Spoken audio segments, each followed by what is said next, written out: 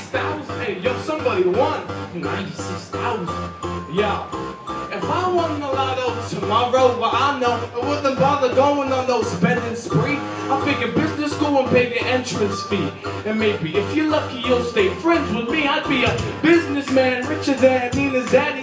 Donald Trump and I in the links, and he's my caddy. My money's making money. I'm going from pole to moto. Keep the bling. I want the brass ring like Frodo. There goes Mr. Braggadocio. Next thing you know, you're lying like Pinocchio. If you're scared to bull, stay out the rodeo. Yo, I got all my bros here. Yo, yo, yo, yo. Oh, you gotta stop rapping. You're not ready. It's gonna get heavy, and you already sweat. Yo, yo, yo, yo, yo. I'm sorry. Is that an answer? Shut up. Go home and pull your dang pants up. As for you, Mr. Frodo of the Shire, 96 G's ain't enough to retire. Come on, I got enough to knock your trash off his axes. You have a knapsack full of jack after taxes. 96,000.